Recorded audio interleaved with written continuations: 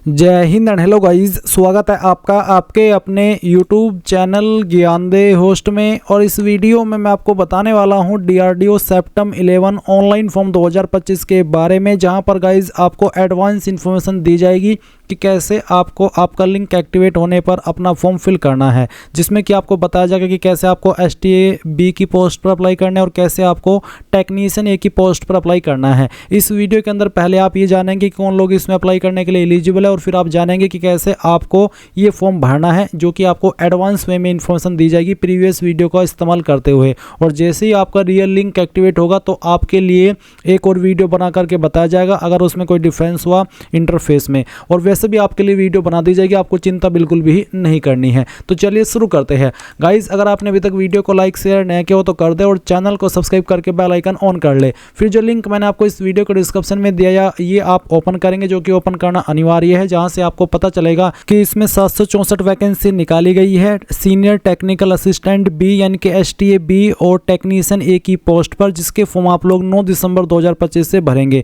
यहाँ पर जो आपका शॉर्ट नोटिस जारी हुआ है इसके अकॉर्डिंग 9 दिसंबर से फॉर्म स्टार्ट है, बट फॉर्म भरने की लास्ट डेट नहीं दी गई है। और ये जो 9 दिसंबर की डेट है ये भी टेंटेटिवली है, यानी कि अनुमानित है, इस डेट में हो भी सकते हैं और आगे भी बढ़ सकते हैं, बट उम्मीद है कि इसी डेट में आपके फॉर्म स्टार्ट हो जाए। तो यहाँ पर गाइज अब आप आगे की इन्फॉर्मेशन जानेंगे। इसमें आप जान लीजिए कि STA B के लिए 561 वैकेंसी और टेक्नीशियन A के लिए 203 है। जो टेक्नीशियन A की पोस्ट है इस पर अप्लाई करने के लिए ITI रिलीवेंट ट्रेड में मांगी जाएगी, और STA B की पोस्ट पर अप्लाई करने के लिए BSc या फिर डिप्लोमा मांगा जाएगा आपका उसी ट्रेड में जिस ट्रेड में आपको अप्लाई करना है। जैसे कि यहाँ पर अगर आप थोड़ा नीचे आएंगे तो डिटेल में आपको जानने को मिलेगा बैचलर डिग्री और डिप्लोमा, और फिर टेक्नीशियन A की पोस्ट पर आपका क्लास 10 पास और साथ ही ITI। और नीचे आपको जानने को मिलेगा STA की डिटेल्ड में एलिजिबिलिटी, जैसे कि यहाँ पर इसमें अलग अलग आपके सब्जेक्ट होंगे, तो जिस भी सब्जेक्ट पर आपको अप्लाई करना है आपकी क्वालिफिकेशन उसी सब्जेक्ट में होनी चाहिए, जैसे कि यहाँ पर आपको मेंशन की गई है। इसी प्रकार से आप टेक्नीशियन A का देखेंगे, इसमें आपके अलग अलग ट्रेड है, तो 10वीं के अलावा आपको जिस भी ट्रेड पर अप्लाई करना है उसी ट्रेड में आपकी ITI होनी चाहिए, तभी आप कंप्लीट एलिजिबल हो पाएंगे अप्लाई करने के लिए।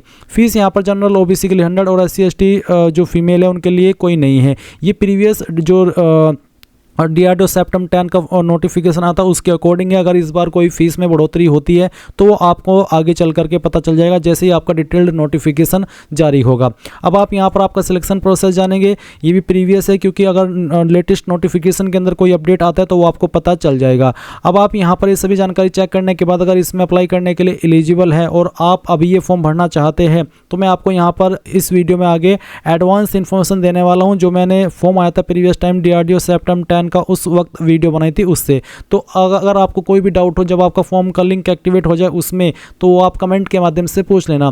अभी आप यहां पर अप्लाई ऑनलाइन लिंक ओपन करेंगे, और इसको ओपन करने के बाद में आपको न्यू रजिस्ट्रेशन लिंक इसके ऊपर क्लिक करना होगा। इसके ऊपर क्लिक करने के बाद में आपके सामने रजिस्ट्रेशन का जो पेज है वो आ चुका है। अब आपको यहाँ पर आपका पूरा नाम एंटर करना है, और ये नाम आपका 10th की मार्कशीट के अनुसार एंटर करना होगा। फिर यहाँ पर आपको बोला है कि आपको इस नाम को दोबारा डाल करके वेरीफाई करना है, तो आपको फिर से यहाँ पर इस नाम को एंटर करना है। देन आपको यहाँ पर अपना मोबाइल नंबर एंटर करना है, जो कि वैलिड होना चाहिए। इस नंबर को दोबारा डाल करके आपको वेरीफाई करना है। फिर आपको यहाँ पर अपनी ईमेल आईडी एंटर करनी है, जो भी आपकी ईमेल आईडी है, और इस ईमेल आईडी को भी आपको दोबारा से फिल करके वेरीफाई कर देना है। अल्टरनेटिव मोबाइल नंबर, अगर आप इस नंबर के अलावा कोई और नंबर भी देना चाहते हैं तो आप यहाँ पर दे सकते हैं, नहीं तो आप चाहे तो इस सेक्शन को खाली भी छोड़ सकते हैं। फिर आपको एक कैप्चा कोड यहाँ पर फिल करना है। इसके बाद जो भी जानकारी आपने भरी है, चाहे वो आपका नाम हो, चाहे आपका नंबर हो, या फिर आपकी ईमेल आईडी हो, इनको अच्छे से वेरीफाई कर लेना है। और इसके बाद आपको रजिस्टर पर क्लिक करना है। रजिस्टर पर क्लिक करने के बाद में आपके नंबर और ईमेल आईडी के ऊपर एक ईमेल गई होगी, जिसमें कि आपकी ईमेल आईडी एंड एक पासवर्ड आपको दिया होगा। अब आपको क्या करना है, आपको यहाँ पर जो यूजर आईडी यानी कि अपनी ईमेल आईडी एंटर करनी है, और यहाँ पर जो पासवर्ड मिला है आपको मेल मैसेज के माध्यम से वो एंटर करना है,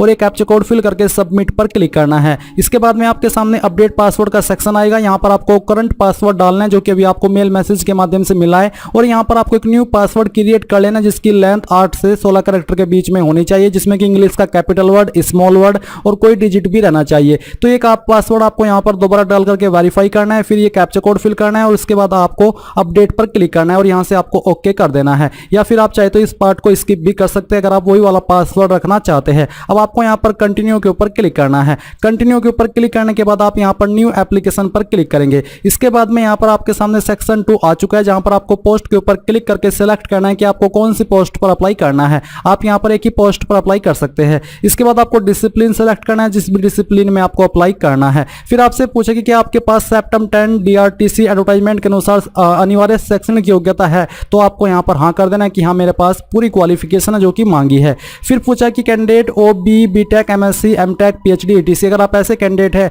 और आप कर रहे हैं तो आप पहले वाला सेलेक्ट करेंगे, कर चुके हैं तो सेकंड वाला, और अगर आपके पास इनमें से कोई क्वालिफिकेशन नहीं है तो आप नो कर दीजिए। फिर यहाँ पर आपको ये जो अगले ऑप्शन है ये उन्हीं को सिलेक्ट करने होंगे जो कि टेक्नीशियन के अलावा जो STA की पोस्ट है उस पर अप्लाई कर रहे हैं। इसके बाद यहाँ पर दोस्तों आता है आपका कैटेगरी, तो जो भी आपकी कास्ट कैटेगरी है वो आपको सेलेक्ट कर लेनी है। अगर आप SC ST कैटेगरी कैंडिडेट है तो यहाँ पर आपको जो कैटेगरी सर्टिफिकेट का नंबर है वो भी देना होगा, और ये कब आपने इशू कराया था यानी कि कब बनवाया था वो डेट भी आपको यहाँ पर सिलेक्ट करनी होगी। इसको सिलेक्ट करने के बाद यहाँ पर अगर आपके सामने सब कास्ट का ऑप्शन है तो जो भी आपकी सब कास्ट है वो आपको लिखनी है। देन यहाँ पर आपको आपकी स्टेट भी सिलेक्ट करनी होगी। फिर आपसे पूछेगी क्या आप दिव्यांगचित यानी कि क्या विकलांग है, अगर हाँ तो यस कीजिए, नहीं तो आपको नो करना है।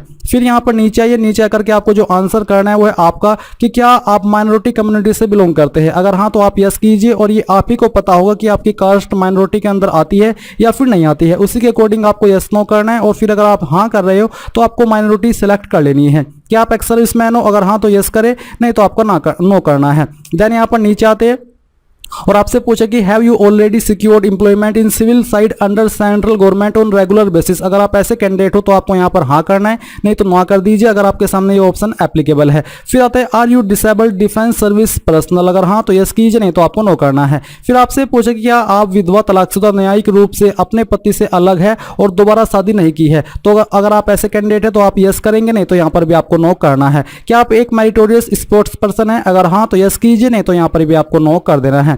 फिर नीचे आइए और आपसे पूछा कि क्या आप 1/1/1980 से लेकर के 31/12/1989 के बीच जम्मू एंड कश्मीर के स्थायी निवासी थे, अगर हाँ तो यस करें, नहीं तो यहाँ पर भी आपको नो करना है। फिर आपसे पूछा कि क्या आप एक सरकारी सेवक है, गवर्नमेंट सर्वेंट है, तो यस कर दीजिए, नहीं तो यहाँ पर भी आपको नो करना होगा। देन यहाँ पर आपसे पूछा कि आइडेंटिटी प्रूफ, तो कोई एक आईडी आपको यहाँ पर सिलेक्ट कर लेनी है, जो भी आईडी आपने सिलेक्ट किया वो आपके पास होनी चाहिए। फिर राष्ट्रीयता में आप यहाँ पर इंडियन रख देंगे, और इसके बाद यहाँ पर पूछा कि विजिबल मार्क ऑफ आइडेंटिफिकेशन, आपकी बॉडी के ऊपर वो निशान जिससे आपके शरीर की पहचान होती है, तो अगर आपकी बॉडी के ऊपर ढूंढने के बाद भी कोई निशान नहीं मिलता तो आप यहाँ पर नो मार्क भी लिख सकते हैं। इसके बाद यहाँ पर दोस्तों नीचे आता है कि फिजिकल मेजरमेंट, आपकी हाइट सेंटीमीटर के अंदर कितनी है वो आपको यहाँ पर लिखनी है। फिजिकल मेजरमेंट वेट, आपका वेट कितना है वो आपको यहाँ पर लिख देना है, जो कि केजी के अंदर होना चाहिए। फिर आपसे पूछे कि city of examination choice first, यानी कि आप कौन सी सिटी के अंदर अपना एग्जाम सेंटर रखना चाहते हैं वो आपको यहाँ पर सिलेक्ट करना है। इसको सिलेक्ट करने के बाद में यहाँ पर आपसे पूछा है सेकंड प्रेफरेंस आपको किसको देनी है, वो आपको सिलेक्ट करना है।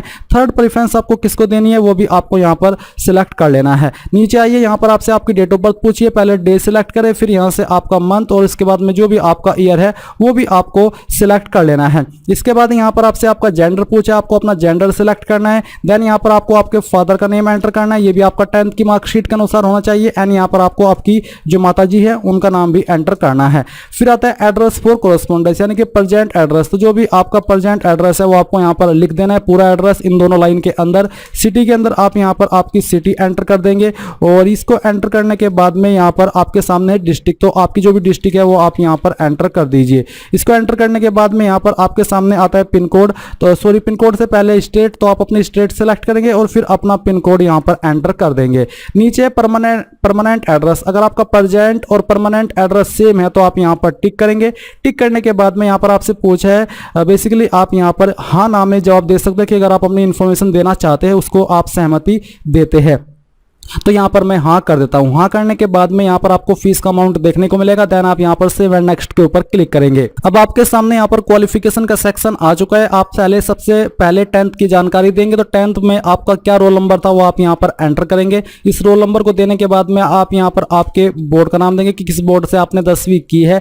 उत्तीर्ण होने की तिथि, कब आपने आपकी 10वीं पास कर ली थी, वो डेट, मंथ और ईयर आप यहाँ पर सिलेक्ट करेंगे। इसको सिलेक्ट करने के बाद यहाँ पर पूछा कि एग्रीगेट मार्क्स ऑब्टेंड, कितने नंबर नंबर आपको आए थे वो यहाँ पर आपको लिखना है। अगर आपके नंबर CGPA के अंदर थे तो आप CGPA भी यहाँ पर लिख सकते हैं। फिर यहाँ पर आपसे पूछा कि अधिकतम मार्क, तो कितने में से आपको ये नंबर आए थे वो आप यहाँ पर एंटर कर देंगे। तो चलिए हम इसको एंटर करते हैं। और फिर यहाँ पर दोस्तों आपसे पूछा कि प्राप्तांक का प्रतिशत, तो आपकी जो परसेंटेज थी वो भी आपको यहाँ पर इस सेक्शन के अंदर लिख देनी है, जो भी आपकी परसेंटेज बनती है। इसके बाद यहाँ पर आप ITI की जानकारी देंगे, तो आपको सेलेक्ट कर लेना कि कौन से ट्रेड में है। फिर आपको यहाँ पर आपकी जो ITI का रोल नंबर है फाइनल ईयर का, वो आपको यहाँ पर एंटर करना है। बेसिकली 1 साल की इसमें आपसे ITI मांगी है। फिर आप यहाँ पर आपके बोर्ड का नाम देंगे, या फिर आप यहाँ पर आपके संस्थान का नाम भी दे सकते हैं कि आपने कौन से संस्थान से आपकी ITI की है। कि मैं आपको प्रीफर करूँगा कि आप यहाँ पर संस्थान का ही नाम दे दे, या फिर चाहे तो आप बोर्ड भी दे सकते हैं, NCVT या फिर SCVT। इसके बाद अवधि ड्यूरेशन कितने साल की थी, 1 या 2, वो आपको सेलेक्ट करना है। फिर आपको बताना है कि कब आपने क्वालिफिकेशन पास कर ली थी, और इसके बाद में यहाँ पर आपको टोटल जो नंबर आपको आए थे वो एंटर करने हैं। और इसको एंटर करने के बाद में यहाँ पर आपको लिखना है कि कितने में से आपको नंबर आए थे, और फिर यहाँ पर आपको परसेंटेज भी लिख देनी है। अगर आपके पास NEC सर्टिफिकेट है तो आप यहाँ पर ट्रेड सेलेक्ट कर लेंगे, और यहाँ पर आप रोल नंबर देंगे, आपके बोर्ड का नाम देंगे, अवधि बता देंगे, और बाकी की जानकारी ऐसे ही भरेंगे जैसे कि भी आपने ITI की जानकारी भरी है। इसके बाद यहाँ पर पूछा कि सर्टिफिकेट ऑफ मिनिमम 1 ईयर, तो आप यहाँ पर आपका जो ट्रेड है जिसके अंदर ये सर्टिफिकेट है वो सिलेक्ट कर लीजिए। रोल नंबर के अंदर आप अपना रोल नंबर दे दीजिए। अगर इसके ऊपर रोल नंबर एप्लीकेबल नहीं हो रहा है तो आप यहाँ पर NA लिख सकते हैं। फिर आप यहाँ पर आपके बोर्ड का नाम देंगे, आपकी ड्यूरेशन लिखेंगे, और फिर आपको डेट ऑफ पासिंग देनी है। परसेंटेज यहाँ पर सेम वे में भरनी है जैसे कि भी आपने 10th और ITI की जानकारी दी है। अगर आप जो STA की पोस्ट है उस पर अप्लाई करें तो उसमें भी सेम क्वालिफिकेशन के ऑप्शन आएंगे, बट उसमें जो आपकी क्वालिफिकेशन है वो डिग्री डिप्लोमा है, तो उसमें कोई अतिरिक्त ऑप्शन आपके सामने नहीं आएगा। फिर यहाँ पर एडिशनल क्वालिफिकेशन डिटेल, कोई अन्य क्वालिफिकेशन है तो आप उस क्वालिफिकेशन का नाम यहाँ पर देंगे, स्टेटस ये बताएंगे कि वो आप कर रहे हैं या फिर कर चुके हैं। पाठ्यक्रम का नाम आप यहाँ पर दे देंगे कि कौन सा कोर्स है, और बोर्ड इनका नाम यहाँ पर देंगे, कब आपने वो क्वालिफिकेशन पास कर ली थी वो आप यहाँ पर सिलेक्ट कर लेंगे। इसके बाद आपको सेव एंड नेक्स्ट के ऊपर क्लिक करना है। अब आपके सामने यहाँ पर प्रेफरेंसेस का ऑप्शन आ चुका है। आपसे पूछा कि तैनाती स्टेशन वरीयता, कहां पर आप चाहते हैं कि मैं प्रेफरेंस दूं, किस लोकेशन पर, तो वो आप यहां पर सिलेक्ट कर सकते हैं। तो जिसको आप जो प्रेफरेंस देना चाहते हैं वो यहां पर आप इस प्रकार से सिलेक्ट कर लेंगे। जिसको आप पहले नंबर पर रखेंगे उसका मतलब ये है कि आप उसको पहली प्रेफरेंस दे रहे हैं, तो यहाँ पर आपको आपकी चॉइस के अकॉर्डिंग इन सिटी को प्रेफरेंसेस दे देनी है। तो चलिए हमने यहाँ पर इनको प्रेफरेंस दे दी है। इसके बाद आप यहाँ पर नीचे सेव एंड नेक्स्ट के ऊपर क्लिक करेंगे। देन आपके सामने यहाँ पर डॉक्यूमेंट का सेक्शन आ चुका है जहाँ पर आपको फोटो अपलोड करना है, जिसका साइज है आपका 15 से 40 KB। तो आपको चूज फाइल के ऊपर क्लिक करना है और जहाँ पर भी आपका फोटो है वो आपको अपलोड करना है। मैं इस फॉर्म को डेमो के रूप में भर रहा हूँ, तो यहाँ पर मैं एक रैंडम इमेज अपलोड करके आपको दिखाने वाला हूँ। तो आपको आपकी गैलरी के अंदर जाना है और दिए गए साइज के अंदर रह करके आपको फोटो को अपलोड करना है। मैं इसको सेलेक्ट करता हूं, यहां से ओपन करता हूं, तो आपकी फोटो की जो फाइल है वो यहां पर आ जाएगी और आप उसका प्रीव्यू भी यहां पर इस प्रकार से देख पाएंगे जो कि आपके सामने आने वाला है। फोटो सिलेक्ट करने के बाद में यहां पर आप अपना सिग्नेचर अपलोड करेंगे जिसका साइज भी यहां पर आपको दिया गया है। फिर आपको यहां पर जो 10th की सर्टिफिकेट है वो अपलोड करनी है जिसका साइज 50 से 100 KB के बीच में, और फॉर्मेट क्या रहेगा वो भी आप यहां पर देख सकते हैं। फिर आपको ITI या फिर NTC का सर्टिफिकेट यहां पर अपलोड करना है। देन आपको यहां पर जो आपका सर्टिफिकेट है कम से कम 1 साल का तो होना ही चाहिए, उसका सर्टिफिकेट भी अपलोड करना है। और इसके बाद यहां पर एक कैप्चा कोड फिल करना है। देन आपको सेव एंड नेक्स्ट के ऊपर क्लिक करना है। अब आपके सामने यहां पर आपके फॉर्म का प्रीव्यू आ चुका है। आपको इन सभी जानकारी को वेरीफाई कर लेना है। वेरीफाई करने के बाद में यहां पर आप टिक करेंगे। टिक करने के बाद आप यहां पर भी टिक करेंगे कि मेरा सिग्नेचर सही है, और फिर आप यहां पर फाइनल सबमिट के ऊपर क्लिक करके यहां से ओके कर देंगे।